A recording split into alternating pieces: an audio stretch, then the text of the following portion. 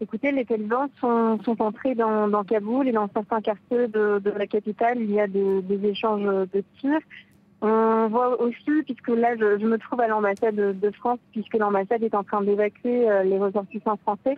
Et en venant, on a vu que les barrages de police étaient complètement désertés au cœur de la ville, à quelques mètres du palais présidentiel, dans cette zone verte où se trouvent toutes les ambassades étrangères et certains ministères. Et donc on voit que c'est la confusion. Il y a eu un mouvement de panique il y a 1 heure environ avec des personnes qui klaxonnaient, des voitures qui allaient dans tous les sens. Et puis on sentait une grande pression, une grande tension dans la rue. Certains hommes se sont mis à arracher des photos de femmes qui se trouvaient sur les murs des salons de beauté. Donc on peut parler d'une grande confusion et puis de violences qui ont éclaté dans certaines parties de la ville, notamment dans l'ouest de la ville où se trouve la minorité chiite Hazara. Un de nos amis et confrères nous a raconté qu'il a dû fuir sa maison face à l'arrivée des talibans qui se sont emparés de son habitation. Il a rejoint le centre de la ville. On entend beaucoup de rumeurs, on entend dire qu'une délégation talibane serait arrivée au sein du palais présidentiel pour négocier un accord. Tout le monde s'attend à ce que Rami démissionne et qu'il lâche le pouvoir afin que les talibans le prennent. Vous avez parlé avec la population, avec des Afghans, le Kaboul, où il y a des milliers de réfugiés qui affluent chaque jour. Et dans la tête des habitants, les talibans ont d'ores et déjà gagné? Excusez-moi, j'ai pas entendu votre question.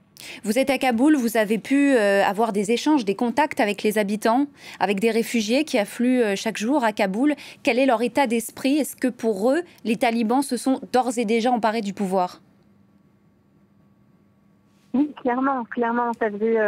Ça faisait déjà quelques jours que des milliers d'Afghans venant des provinces qui ont été récemment prises par les talibans ont trouvé refuge ici au cœur de la capitale, notamment dans un parc central à quelques mètres de la zone verte.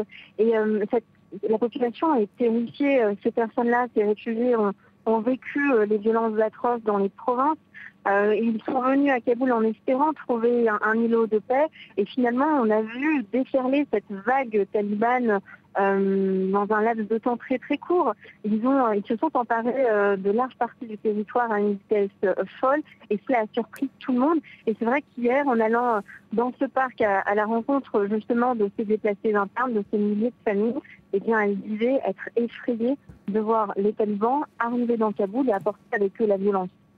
Est-ce que les habitants ont reçu des consignes pour se préparer à cette arrivée imminente, cette prise de pouvoir imminente des talibans?